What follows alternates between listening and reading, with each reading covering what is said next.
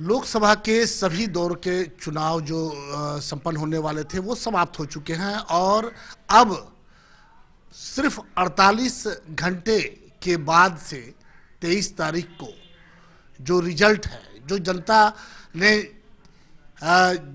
जिन प्रतिनिधियों को चुना है उनके भाग्य का फैसला होने वाला है 23 तारीख 2 दिन के बाद। लेकिन कल रात से जिस तरह से एग्जिट पोल सामने आए हैं उसके बाद से बहुत से लोगों की नींद उड़ी हुई है। सवाल ये उठता है कि क्या ये एग्जिट पोल सही हैं या फिर ये सिर्फ एक छलावा है। जो एग्जिट पोल दिखाया जा रहा है कहीं ऐसा तो नहीं कि सच्चाई इससे कोसों दूर है।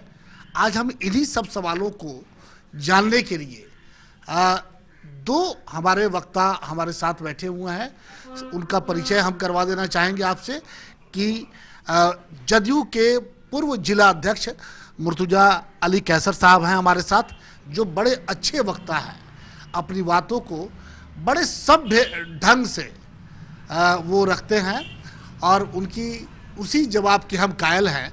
आज वो हमारे उन्हीं सब सवालों का जवाब देंगे। और दूसरे हमारे जो बैठे हुए हैं वो अजय चौहान साहब, जो मुखिया संघ के अध्यक्ष हैं, राजद के एक अच्छे नेता हैं, एक अच्छे वक्ता भी हैं। जब कभी जिन ज्वलंत प्रश्नों को लेकर के हम लोगों ने इनसे बातचीत की, बड़े बेबाकी के साथ जवाब दिया है।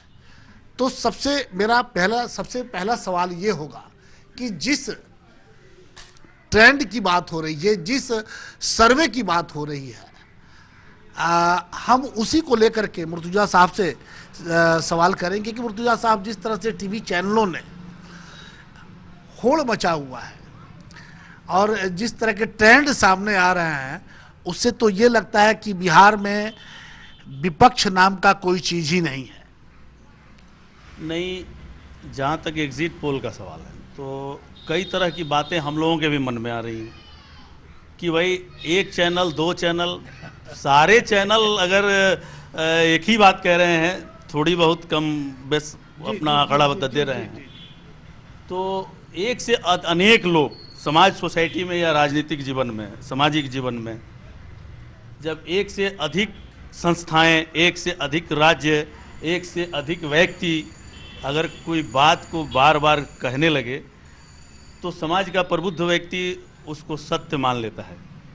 अब परिणाम तो अब जैसे आपने कहा कि 48 घंटे बाद तो सबका भाग्य बंद है ईवीएम में, और जनता से सभी दल के लोगों ने, सभी गठबंधन के लोगों ने अपना अपील किया, मांगा, और उसी के अनुरूप जनता ने अपना समर्थन दिया। सभी को बारी बारी से जिसको जैसे दिया हो, वो सारी चीज़ें बंद हो गई हैं। लेकिन हम लोगों ने भी, हमारे गठबंधन के और हमारे पार्टी के लोगों ने भी अपने तौर तरीका से, अपने काम के बुनियाद पर, अपने विकास कार्यों के बुनियाद पर और कुछ सामाजिक बातों को कह के हमने जनता से समर्थन मांगा था। और उसी अनुरूप जहाँ तक हम लोगों को, हमारे गठबंधन के लोगों को विश्वास है कि उस अनुरूप काफ़ी समर्थन मिला है, और शायद उसी के का आकलन, उसी के बदौलत एग्जिट पोल, उसी का आकलन सही तरीके से ज़मीन पर आकलन हुआ है ऐसा। और एग्जिट पोल एनडीए के पक्ष में बता रहे हैं। एक सवाल ये भी, बहुत सारे लोग जो बुद्धिजीवी वर्ग हैं, जो हर बात को अपने तरीके से विवेचना करते हुए उसे स्वीकार करते हैं, वो ये पूछ रहे हैं कि आखिर ऐसा कौन सा काम, चूंकि ये तो लोकसभा का चुनाव था, इसमें प्रधानमंत्री को चुनना होता है, देश के जो एक ऐसा प्रधानमंत्री जो देश को सबको लेकर आगे चले। लेकिन लोगों के मन में ये सवाल उठा है कि ऐसा कौन सा काम हो गया जिससे पूरे विपक्ष का 40 सीट, आज तक चैनल ने 38 से 40 सीट दे दिया है, 40 सीट है बिहार का, उन्होंने कह दिया कि 38 से 40 सीट अकेले एनडीए को जा रहा है। आखिर ऐसा कौन सा काम था जिसके बदौलत जनता बिल्कुल आपको एक तरफा चुन दिया और विपक्ष को नकार दिया? नहीं, बिहार में नीतीश कुमार एक ऐसा फैक्टर हैं, बिहार की राजनीति में नीतीश कुमार जी का एक ऐसा व्यक्तित्व है जिसको राज्य ही नहीं पूरे भारत में और अन्य प्रदेशों में भी, अन्य राज्यों में भी नीतीश कुमार के कार्य करने की कार्य कुशलता, उनकी क्षमता और उनके जो विकास के जो मॉडल हैं उनको सराहा जाता है और काफ़ी उनकी प्रशंसा होती है और उनके काम करने का एक अपना अलग तरीका है जिसको बिहार की जनता पसंद करती है। मैक्सिमम अधिक से अधिक जनता जो अमन पसंद और जो थे जात पात और धर्म मजहब से ऊपर उठ के जो लोग सोचने वाले हैं उनकी संख्या ज़्यादा है और वो लोग नीतीश कुमार के कार्यों को और उनके काम को पसंद करते हैं। और इस बार नीतीश कुमार अपने शर्तों के आधार पर एनडीए में शामिल होकर तो निश्चित रूप से एनडीए बिहार में मजबूत हो गया। तो नीतीश कुमार के काम का असर और प्रधानमंत्री आदरणीय नरेंद्र मोदी जी ने जनता में अपने नेतृत्व का विश्वास बैठा दिया। अभी चाहे जैसे विश्वास बैठा हो, उनकी योजनाएं जो उन्होंने योजनाएं जन विकास उन्मुखी योजनाएं चलाई हैं, वो चाहे स्वास्थ्य की योजना हो, चाहे अन्य किसानों के संबंध में योजनाएं हों, और कई योजनाएं उन्होंने चलाई हैं जिससे आम जनमानस तक लाभ पहुंचा है। और बिजली के क्षेत्र में नीतीश कुमार जी ने घर घर बिजली पहुंचाकर और 24 घंटा में 18 घंटा बिजली देने का निरंतर जो काम किया है उसमें भारत सरकार का कहीं ना कहीं किसी न किसी रूप में अपार सहयोग रहा है। तो इसका असर हो तो इन तमाम बातों से प्रधानमंत्री चुनने का ये चुनाव था, लेकिन बिहार में नीतीश कुमार के कार्य दूर नहीं थे। ये इसको भी निशाने पर लेकर और जनता ने वोट किया और शायद बिहार के लोगों को ये लगा कि नीतीश कुमार का अगर साथ प्रधानमंत्री नरेंद्र मोदी को मिल रहा है तो निश्चित रूप से उनका नेतृत्व मजबूत हुआ है और उनके नेतृत्व में देश के मजबूत राष्ट्र की ओर अग्रसर होगा। यह विश्वास बैठाने में इसलिए सभी कामयाब हो गया, इसीलिए जनता ने उसको समर्थन दिया। ये नीतीश कुमार और नरेंद्र मोदी की बातों को सामने रख के जनता ने बिहार से जो विपक्ष था उसका सुपड़ा साफ कर दिया। मेरी बात से या इनकी बात से आप सहमत हैं?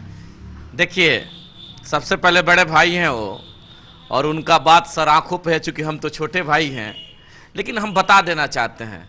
बड़े भाई कह रहे थे कि माननीय नीतीश कुमार जात पात से ऊपर उठ के, धर्म से ऊपर उठ के, ऐसा उन्होंने कह रहे थे।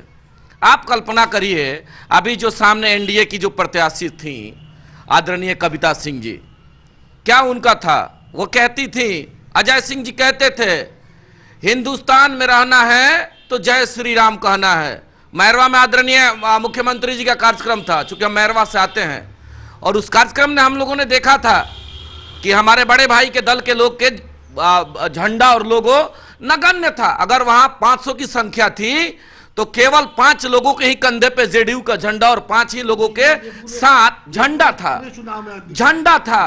कल्पना करिए, आखिर आप नीतीश कुमार को चेहरा बना रहे हैं और आप कहते हैं जात पात से ऊपर की बात कर रहे हैं। आखिर कहां ये आप साबित कर रहे हैं कि कहीं ना कहीं एक हिंदुत्व का मुद्दा था और कह रहे थे कि हिंदुस्तान में रहना है, जय श्री राम कहना। इन सभी मुद्दों पे हम चलेंगे आगे, लेकिन जहां तक एग्जिट पोल की बात है, ठीक है, उनका अपना मीडिया के आदरणीय आप लोग हैं कि आप लोगों का भी काम है कि आप जाएंगे जनमानस में, लोगों का आप रुझान टटोलते हैं और उसी के बेस के बदौलत आप ये कहते हैं कि अभी बिहार में इनका सत्ता आने वाला है या एनडीए का जो है सो सीट बढ़ रहा है और महागठबंधन का सुपड़ा साफ हो रहा है। ये सब आप लोगों का एक आकलन है, लेकिन जानते हैं बिहार के गरीब गुरबा लोगों ने, दबे कुचले लोगों ने, पिछड़ा अति पिछड़ा के लोगों ने जो अपना ताकत दिया है वह महागठबंधन के पक्ष में दिया है। इसमें कहीं किंतु परंतु नहीं है।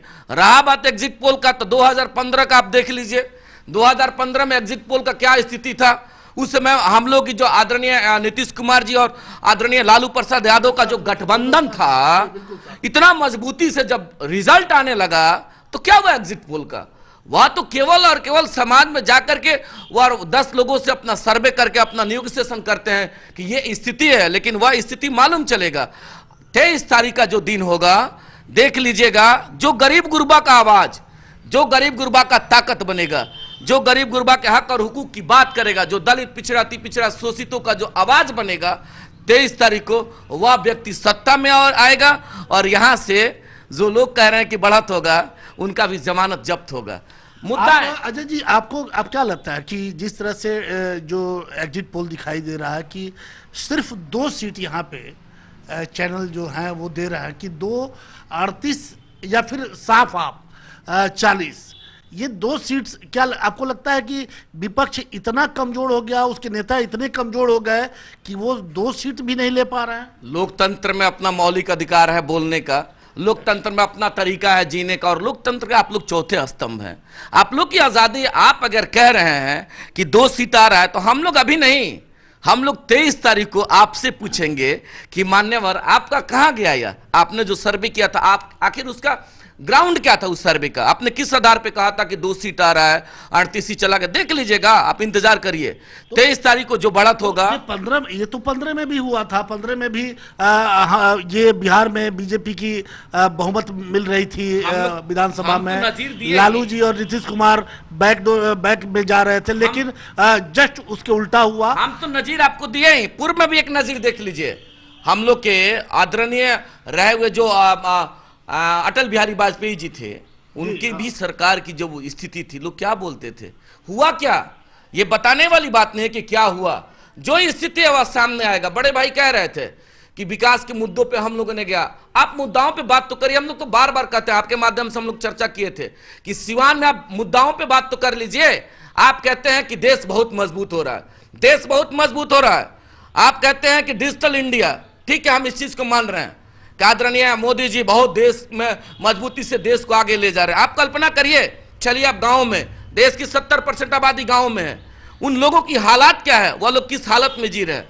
आप कहते हैं हम पिछड़ा समाज से आते हैं, मान लिया आप पिछड़ा समाज से आते हैं, आदरणीय मोदी जी बताने का काम करिए, देश जानना चाहता है और हम लोग जानना चाहते हैं। हम लोग भी पिछड़ा समाज से आते हैं, हम लोग आपसे पूछना चाहते हैं, चूंकि हम लोग एक वर्कर हैं और एक आजाद भारत के आजाद एक नागरिक हैं, हम लोग की बात हो सकता है नहीं कोई सुनने वाला हो, लेकिन आपके माध्यम से आदरणीय मोदी जी से पूछना चाहते हैं कि अगर हम पिछड़ा समाज से, आप पिछड़ा समाज को कहते हैं कि गरीब गुरबा पिछड़ों के लिए हमने काम करने का कार्य किया है, आप बताइए कि 5 साल में कौन सा पिछड़ा आयोग बनाया, आपने क्या किया है पिछड़ों के लिए? आप बताइए तो। देश के आम जनमानस उस चीज को जानने के लिए तत्परता से उत्सुक है।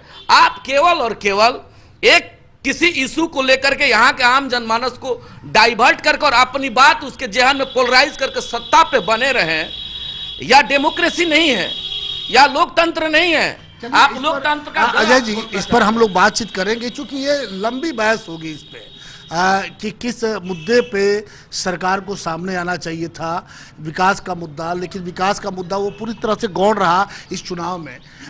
खास करके हम लोग जब सिवान में चुनाव प्रचार चल रहा था, तो यहाँ दूसरे तरह की हम लोगों ने बहुत सी लड़ाइयाँ देखी है सिवान में, वहाँ पर बहुत सी लड़ाइयाँ देखी, लेकिन उसके बावजूद इस बार की जो लड़ाई हुई वो कई सालों से अलग थी। हर साल ये देखा जाता, जब जब चुनाव हुए हैं यहाँ पे केंद्र में शहाबुद्दीन को ही रख करके ये चुनाव संपन्न होते थे। उन्हीं के पक्ष में, उन्हीं के विपक्ष में यही 2 मुद्दा होता था। इस बार ये सब मुद्दा नहीं था। इस बार न हिंदू मुसलमान का मुद्दा था, इस बार विकास का भी मुद्दा गौड़ रहा। इस बार कई बार तो मैंने ये रहा कि इस बार की लड़ाई भगवा और भगवा और बुर्का की लड़ाई है। उसके बाद से कई बार कहा कि पाकिस्तान हिंदुस्तान देश की सुरक्षा को लेकर के, तो ये सब तो होते रहेंगे। लेकिन जिस तरह से आज मीडिया में जो इस तरह के ट्रेंड आ रहे हैं और पिछले 2-3 महीना से मीडिया का जो स्वरूप सामने आया है, उसको आप किस नज़र से देखते हैं? नहीं जी, मीडिया का जो रूप अभी सामने आया है, तो आम जनमानस को लग रहा है कि मीडिया, कई लोगों ने तो कहना शुरू कर दिया है कि भाई अब टीवी हम बंद कर देंगे, अब कुछ दिन टीवी नहीं देखेंगे। जी जी। चूँकि कहीं ना कहीं किसी ना किसी तरह का कोई ना कोई प्रभाव, वो चाहे जिस स्तर का हो, मीडिया को भी देखने को मिल रहा है। और मीडिया जिस तरह से युद्ध स्तर पर, युद्ध बॉर्डर पे होता है, 2 सेनाओं के बीच, 2 राज्यों के बीच, 2 राष्ट्रों के बीच, उसी तरह का युद्ध टीवी चैनल पर, और उसी तरह की भाषा और उसी तरह का जज्बात और उसी तरह की बातें टीवी और ये सब चैनलों पर मीडिया के माध्यम से जो बार बार दिखाने का जो हो रहा है, उस तरह से भी समाज में वैमनस्यता और तनाव और सांप्रदायिक सौहार्द बिगड़ने का खतरा दिख रहा है। काफी तनाव बन रहा है। हम आपके माध्यम से ये कहना चाहते हैं कि सिवान की बात आ गई, आपने कहा कि सिवान में भी इस तरह का माहौल दिखने को मिला। सिवान में जो चुनाव में जो बातें आई सामने, उससे मैं व्यक्तिगत तौर से, चूंकि मैं जनता दल यूनाइटेड का न प्रवक्ता हूं और न राष्ट्रीय जनतांत्रिक गठबंधन का प्रवक्ता हूं, लेकिन आप लेकिन पूर्व अध्यक्ष लेकिन हैं, जनता दल एक यूनाइटेड- बहुत बड़ी जिम्मेवार हाँ। पद से आप भले ही रिटायर किए हाँ, हुए तो हैं, लेकिन आज भी आपको सिवान के वही लोग मैं कह रहा हूं, कार्यकर्ता उसी नजर से देखते वही बात मैं कह रहा हूं कि मैं जनता दल यूनाइटेड का पूर्व जिला अध्यक्ष हूं और पार्टी की महत्वपूर्ण जिम्मेवारी मुझ पे है। मैं किसी ना किसी रूप से कई तरह की बातें समाज में हम इस बार चुनाव में हमको देखने को मिली, जिन बातों से मैं अपनी सहमति नहीं रखता। कुछ लोग भगवा और बुर्का की बात कर रहे थे, हम जैसे लोग उससे सहमत नहीं हैं, क्योंकि भगवा और बुर्का में बटा हुआ समाज नहीं है, इस समाज में कम से कम उसकी कोई उसकी ज़रूरत नहीं है, और शायद लोगों ने भी उसको बहुत नोटिस और तरजीह नहीं लिया, मतदाताओं ने। ठीक उसी तरह से कुछ लोग 85 और 15 की बात करते थे, इसको भी नोटिस, चूंकि काट की हांडी बार बार नहीं चढ़ती है समाज की, यह काम इस पर 15 वर्षों तक राज हो चुका है। 15 और 85 का नारा देकर और बैकवर्ड फॉरवर्ड और बुरा बाल साफ करो और एक समाज विशेष के लोगों को और अपने शब्दों में गाली देकर राजनीति हो चुकी है, और उस राजनीति का परिणाम भी समाज के लोगों ने देख लिया है। तो वो भी नहीं चला है, उसको भी चलाने की कोशिश एक तरफ से हुई है, मैं उसका भी समर्थन नहीं करता। और जहाँ तक सांप्रदायिकता की बात है, तो सांप्रदायिकता केवल माने हिंदुत्व की बात करना ही सांप्रदायिकता नहीं है, और केवल इस्लाम को खतरे में डालना ही सांप्रदायिकता नहीं है। सांप्रदायिकता तो जातीय समीकरण और जातीय गोलबंदी बनाना भी एक सांप्रदायिकता की बात है। कुछ 2 जात को मिलाकर, कोई 3 जात को मिलाकर भी कुछ लोग समाज में बातें करते हैं, समीकरण बना लेते हैं, वो भी सांप्रदायिकता है। वर्ग की बात करना, वर्ग विशेष की बात करना, जात विशेष की बात करना भी सांप्रदायिकता है। केवल हिंदू मुसलमान की बात करना ही सांप्रदायिकता नहीं है। और दूसरी बात है कि समाज में हमने हमेशा सिवान की राजनीति में देखा है कि कभी जो बातें पर्दे में होती हैं वो बात इस बार सामने आ गई, सब कुछ सामने आ गई, और बड़ा विभक्त तरीके से था। विभक्त तरीके वो से आ गई। सभ्य समाज उसे कहीं देखने के लिए और वो बिल्कुल तैयार नहीं था। वो सबके समाज का निचला स्तर हुआ। उससे मेरे जैसा लोग, वो चाहे पक्ष में हो या विपक्ष में हो, मेरे जैसे मानसिकता के लोग उसको पसंद नहीं करते। अब रहा सवाल कि ये सांप्रदायिकता के शब्दों को सभी पक्ष और विपक्ष दोनों को समझना होगा कि वास्तविक सेकुलर कौन लोग हैं, ये सेकुलर शब्द क्या है और सेकुलरिज्म क्या है, इस बात को नहीं समझा जाता। कहीं कुछ लोग घूमते हैं गांव में, वो इस्लाम को खतरे में डालते हैं। मुर्तुजा साहब, मैंने देखा है कि बार बार चुनाव में कुछ लोग घूमते हैं, मैं उन लोगों का नाम नहीं लूंगा, कुछ लोग इस्लाम को खतरे में डाल देते हैं और कुछ लोग हिंदुत्व को खतरे में डालते हैं, और आम जनमानस में वो कहते हैं कि सभी इस्लाम के मानने वालों भाइयों ये सब इस्लाम खतरे में है। ये सब चुनाव तक ही होता है, चुनाव खत्म और ये भी मुद्दा खत्म, और फिर ये हिंदुत्व की बात है कि हिंदुत्व खतरे में है इसलिए सभी हिंदुओं एक हो जाओ। इस तरह के समाज के सभी तरह के लोग, सभी पार्टियों में से कुछ ऐसे लोग हैं, सभी गठबंधन से कुछ ऐसे लोग हैं जो समाज में जाकर इस तरह की बातें करते हैं। मेरे जैसा लोग उधर भी होगा और इधर भी है, वह लोग इस बात को कतई पसंद नहीं करते, और मैं ऐसे लोगों से नफरत करता हूं कि जो लोग इस तरह की बातें करते हैं। और हमने देखा है समाज में कि ये जो खाट है, गांव देहात में खाट आपने देखा होगा, उसकी बुनाई होती है, तो खाट की बुनाई एक तरफ से होती है और दूसरे तरफ अपने आप हो जाती है उसकी बुनाई। मुझे लगता है कि किसी एक तरफ से इस बात की शुरुआत होती है, वो चाहे पर्दे में हो, और दूसरी तरफ उसकी प्रतिक्रिया अपने आप होने लगती है, और क्रिया के विपरीत बराबर प्रतिक्रिया होती है। और विगत कई चुनावों से सिवान में इस तरह की बात हम लोग देखने को मिलते हैं, केवल लोकसभा में। पता नहीं ऐसा क्यों होता है। हो सकता है कि यहाँ के राजनीतिज्ञों ने, यहाँ के सामाजिक कार्यकर्ताओं ने अपने चरित्र, अपनी छवि को उस तरह से बना लिया हो कि उसी सांप्रदायिक चश्मे से लोग उसको देखते हों। लेकिन या एक चीज बताइए कि आप जिस तरह से कई चुनाव आपने देखा और इस चुनाव को भी देखा है, दोनों में अंतर दिखाई दिया था पिछले कई चुनाव में और इस चुनाव में? मुझे तो कोई अंतर नहीं दिखाई दिया। पिछले जो चुनाव होते थे, कुछ बातें पर्दे में रहती थी, कुछ अफवाहें पर्दे में फैलाई जाती थी, कुछ बातें पर्दे में होती थी, वही बातें इस बार सामने हो गई। इस बार पिछले चुनाव में हम लोगों ने देखा था, आज तक चाहे वो सांसद ओम प्रकाश यादव दो बार यहाँ से सांसद चुने गए हैं, कभी गाली गलौज का शब्द का इस्तेमाल नहीं हुआ, लेकिन इस चुनाव में ये भरपूर हुआ है। मैं तो वही बात कह रहा हूँ कि जो बातें पर्दे के पीछे होती थीं वो बातें अब सामने होने लगी, ये वो बात हुआ।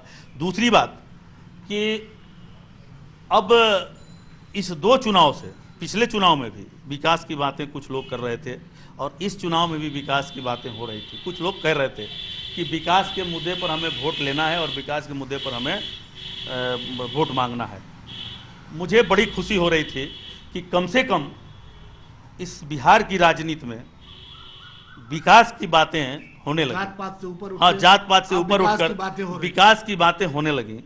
और जिस तरह से विकास की स्वीकृति माने स्वीकारोक्ति, उसकी माने एक्सेप्टेशन नीतीश कुमार ने बिहार के हर राजनीतिज्ञों को, वो चाहे पक्ष के हों या विपक्ष के हों, उसको इस बात के लिए मजबूर कर दिया कि आप विकास की बात करोगे, आप काम की बात करोगे तो भी लोग आपके तरफ अट्रैक्शन होंगे, आपके तरफ जाएंगे, वरना आपको लोग रिजेक्ट करेंगे। इसलिए कुछ लोग मजबूर होकर इस बार विकास और अमन चैन की बातें करने लगे। मुर्तुजा साहब, अब हम आ जाते हैं। पहले मैंने कभी नहीं सुना था कि लोग ये कहते हों कि नहीं, मैं भी जिस तरह से अभी खुली हवा में लोग सांस ले रहे हैं, अमन चैन की बातें हो रही हैं बिहार की फिजाओं में, हम भी अगर आते हैं, मुझे मौका मिलता है तो हम भी 12-12 बजे रात तक दुकानें मेरे भी वजह से खुली रहेंगी, हम भी ऐसा प्रयास करेंगे और हम भी मैंने इस सुशासन के कारवां को आगे बढ़ाएंगे, इस अमन चैन के शांति के जो चल रही है इसको और आगे हम बढ़ाएंगे। ऐसा हमने कई प्रत्याशियों को बिहार में यह कहने पे मजबूर कर दिया हमारी राजनीति ने, हमारे नीतीश कुमार के कार्यों ने, कि वो लोग भी अब कहने लगे कि मैं विकास की बात करूंगा। और उन लोगों के मन से भी ये बात निकल गया कि मैं किसी को डरा कर और मैं किसी को धमका कर या मैं अपने वर्चस्व का दिखाकर मैं किसी का दिल जीत नहीं सकता। गरीब गुरबा, हमारे छोटे भाई कह रहे थे कि गरीब गुरबा, शोषित, वंचित, सामाजिक न्याय, अच्छी बात है, मैं इनके विचारों से सहमत हूँ, मैं उसी विचारधारा का मानने वाला हूँ। मैं भी कट्टर समाजवादी हूँ।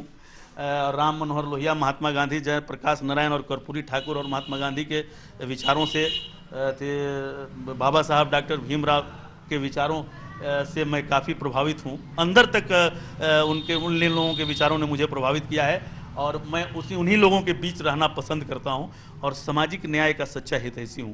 इसका ये मतलब नहीं कि मैं बैकवर्ड फॉरवर्ड की बात करता हूं, क्योंकि सामाजिक न्याय में बैकवर्ड फॉरवर्ड और हिंदू मुसलमान और इसका आपने लंबा अपना समाजवाद पे एक अच्छा भाषण दे दिया, लेकिन अब सवाल ये उठता है कि जिस समाजवाद की आप बात करते हैं, जिस गांधी की बात करते हैं और उन्हीं गांधी के हत्यारों को जो देशभक्त मानते हैं, उनके साथ जब खड़े होते हैं तो जाहिर बात है कि जनता आपसे सवाल पूछेगी। नहीं, मैं और मेरे नेता, मैं भी आपके माध्यम से ऐसे जो महात्मा गांधी को जो लोग गाली देते हैं, एक ज़माना था कि श्रीमती आदरणीय मायावती जी भी महात्मा गांधी को खुलेआम गालियां देती थी, उनको बुरा भला कहती थी।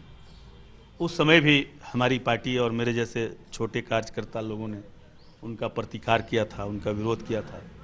और मैंने यहाँ तक और मेरे पार्टी ने यहाँ तक कह दिया था कि किसी भी माँ के 3 तरह के सपूत या पूत होते हैं, या सपुत्री या पुत्री होती है, तो उसको लोग कहते हैं कि भाई ये उसका पूत है, सपूत है और कपूत है। तो हम लोगों ने, हमारी पार्टी ने श्रीमती मायावती जी को कपूत्री की संज्ञा दिया था। इस राष्ट्रपिता, पूरी दुनिया जिसको राष्ट्रपिता कहती है, हम भारत माँ के लाल हैं और राष्ट्रपिता महात्मा गांधी को अगर कोई गाली देता हो भारतीय, तो निश्चित रूप से इस भारत का कपूत या कपूत्री वो कहलाएगा।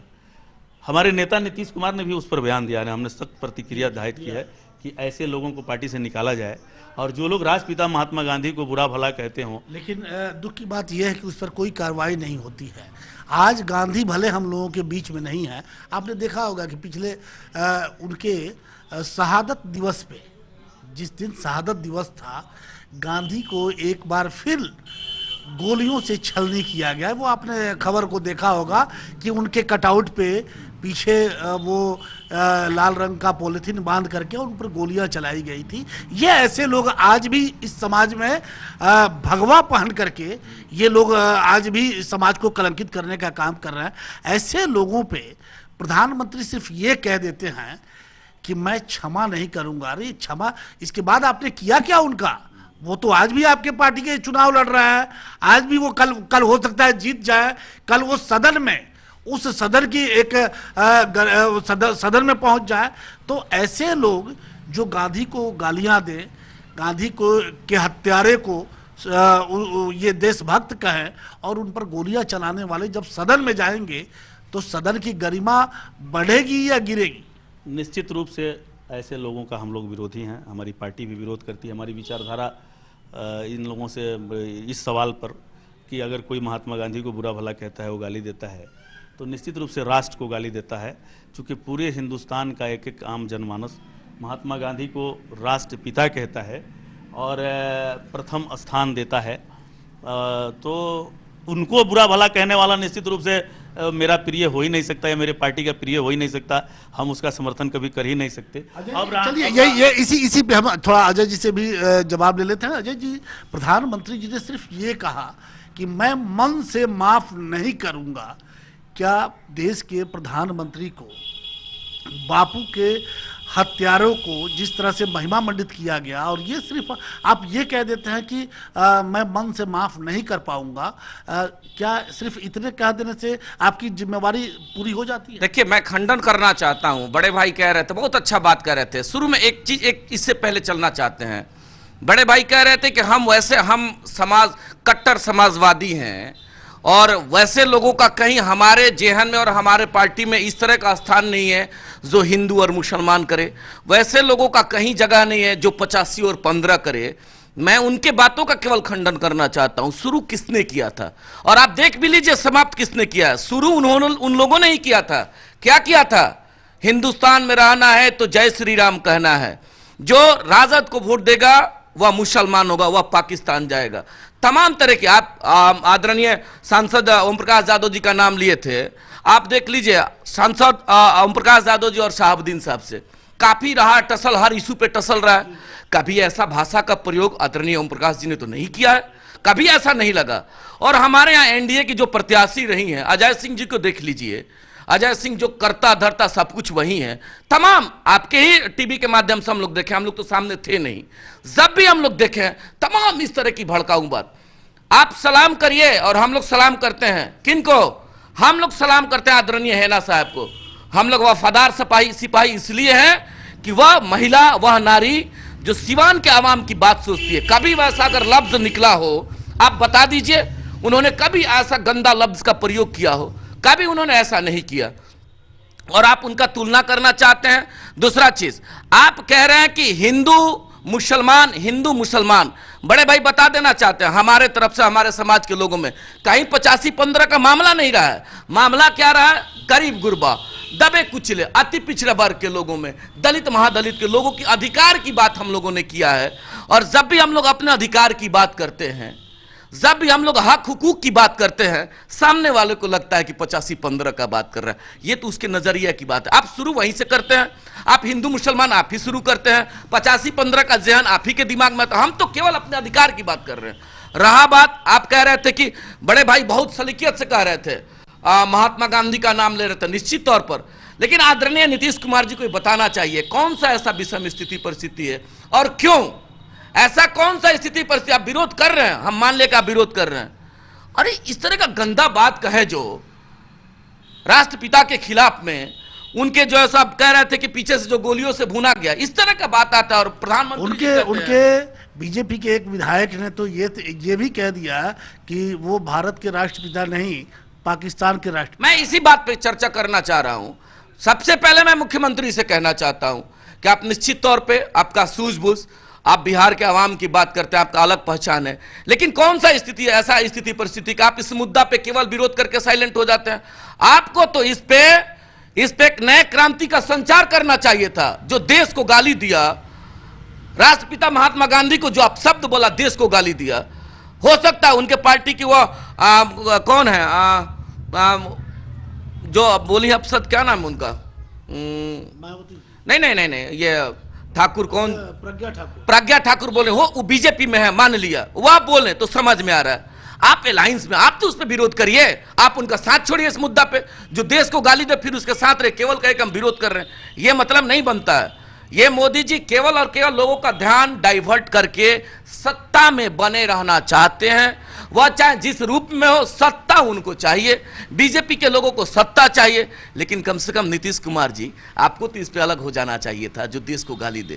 तो सत्ता तो उनको भी चाहिए। सत्ता के लिए वो कभी राजद के साथ चले जाते हैं, मामला यही तो है, कभी बीजेपी के मामला साथ। यही है। उन्होंने तो बिहार के आवाम का अपमान किया। महागठबंधन में हम लोगों ने अपना कीमती वोट दे करके, और कम सीट के बाद भी उनको हम लोगों ने, आदरणीय मुख्यमंत्री जी के कुर्सी पे उनको हम लोगों ने दिया कि आप चलिए, आप देश का ये बिहार का बागडोर संभालिए। और उसके बाद ऐसी स्थिति परिस्थिति कौन सी आ गई कि आप तुरंत पाला बदल के बीजेपी के साथ चले गए। यही अगर करना था तो आप पहले सरकार को वहां से डिसॉल्व करते, आप जाते बिहार के आवाम के पास। हम मुद्दे पे आ जाते हैं, क्योंकि ये विवाद तो खत्म होने वाला नहीं है। अब बहुत से, अभी जब ये चुनाव के रिजल्ट आ जाएंगे तो बहुत से मुद्दे हैं हम लोगों के सामने, जिस पे हम लोग बार बार डिबेट करेंगे। लेकिन अब हम आ जाते हैं मेन मुद्दे पे, जिस पर हम आज बैठे हुए थे। अगर जिस तरह का ट्रेंड जो आया हुआ है एग्जिट पोल का, और परसों जब ईवीएम खुलेगा, रिजल्ट कुछ और होगा, तो क्या होगा? क्या उंगली उठेगी उन सारे चैनलों पे जिन लोगों ने इस तरह से देश को बरगलाने का काम किया? निश्चित तौर पर देखिएगा, हम लोगों ने जो देखा है, हम गरीब गुरबा आवाम, दबे कुचले तमाम बिहार के आवाम ने जो फैसला लिया है 30+ रहेगा। और जब जैसे 30+ का इंडिकेशन आएगा, देख लीजिएगा, वह जब आप खुद ही तमाम चैनल के जो लोग हैं, जो केवल और केवल कह रहे हैं कि यहाँ से महागठबंधन का सुपाड़ा साफ होगा, उन लोगों पे वह करारा तमाचा होगा कि ये नहीं, बिहार की आवाम जो कह रही है वही सही है। और 30+ इसमें से कहीं किंतु परंतु नहीं है कि महागठबंधन को 30+ बिहार में मिलने जा रहा है, इसमें से कहीं किंतु परंतु नहीं है। ये तो आपकी अपनी पार्टी की बात हो गई। सभी, कोई दल होगा वो ये कहेगा कि मैं जीत रहा हूं, लेकिन अगर रिजल्ट जिस तरह से, मेरा सवाल कुछ दूसरा था कि अगर जिस तरह से जो रिजल्ट दिखाया जा रहा है उसके विपरीत रिजल्ट आता है, तो क्या मीडिया पे सवाल उठेगा? निश्चित तौर पे सवाल उठेगा। वही तो जवाब होगा कि आपने आखिर ऐसा कौन सा परिस्थिति था, आपने किस आधार पे कहा था, वही जवाब होगा। आप जो हमसे पूछना चाह रहे हैं कि मीडिया पे सवाल उठेगा, जैसे 30+ होगा वह जवाब हो जाएगा। किनके लिए? जो लोग ये अपने चैनल के माध्यम से दिखा रहे हैं कि 2 सीटें, वह जवाब होगा। बताने की जरूरत नहीं, वह एक जवाब बन जाएगा। चलिए, इस पे हम मुर्तजा साहब से भी बात करते हैं। मुर्तजा साहब, हम तो चाहेंगे कि जिस तरह से ट्रेंड आ रहा है और बड़े बड़े चैनल लेके आ रहा है कि 2 सीट, या फिर विपक्ष को 2 सीट, या फिर टोटल 40 के 40 आपको दे दिया गया, अगर इसके विपरीत रिजल्ट आते हैं तो क्या मीडिया पे सवाल उठेगा कि इस तरह का रिजल्ट, इस तरह के सर्वे पे रोक लगनी चाहिए भविष्य में, जो देश को बरगलाने का काम कर रहा है? निश्चित रूप से अगर एग्जिट पोल के अगेंस्ट में रिजल्ट आता है जी, तो मीडिया के चैनलों के विश्वसनीयता पर प्रश्न चिन्ह लगेंगे। आम जनमानस में काफ़ी इस बात का माने विरोध होगा कि भाई जनता ने फैसला, मीडिया चैनलों से लोगों का विश्वास कम होगा, विश्वास घटेगा। और दूसरी बात कि दो में से कोई एक ही चीज तो होने वाला है 23 तारीख को। जी जी, या तो मीडिया बंधुओं को लोग गाली देंगे, जी जी जी जी, बिल्कुल बिल्कुल, या मोदी जी को लोग गाली देंगे, ईवीएम बदल दिया। ये 2 में से कोई एक चीज होगा, जो मुझे लगता है 23 तारीख को। और मैं समझता हूं कि मोदी जी के को ही ज़्यादा बातें माने मिलेंगी, हाँ आएंगी, क्योंकि पहले से ही विपक्ष के लोगों ने कहना शुरू कर दिया है कि ईवीएम हैक हो गया, चाहे हैक किया जा रहा है, 14 में भी हैक किया गया था, इस बार भी हैक किया जा रहा है, और गड़बड़ करने की संभावनाएं हैं, आशंका बढ़ गई है। देखिए, ये एग्जिट पोल कोई यूं ही मीडिया के लोगों ने, चूँकि ये जो मीडिया के लोग हैं और जो चैनलें हैं, एक से अनेक चैनलें हैं, लोगों ने जो अपना एग्जिट पोल किया है, वो अपने अपने अनुसार जिम्मेवारी से किया है। कोई ऐसे किसी से बिक के ऐसा किया नहीं होगा। लेकिन वो बड़े कम लोगों से, जैसे वो सिर्फ 8 लाख, पूरे देश की हमारी जनसंख्या है 125 करोड़, उससे भी ज्यादा, 1.25 करोड़ से भी ज्यादा है, लेकिन वो सिर्फ 8 लाख लोगों से, कल देख रहा था, मैं भी देख रहा था कि 8 लाख लोगों का ये सर्वे सैंपल है। तो ये 1% भी नहीं होता है सर। और इसको वो लेके कर दिया। इस पर आप 1% के लोगों से भी कम लोगों से लेते हैं राय और कहते हैं कि यही पूरे देश पे। नहीं, मेरा जो जहां तक आकलन है, मेरा जो मानना है कि बहुत कम लोगों से ही सर्वे लेकर और आपने इन लोगों ने एग्जिट पोल कर दिया, बना दिया है। और कभी कभी वो सत्य भी हो जाता है, होता है, तो कुछ ना कुछ उनका अपना पैमाना रहा होगा।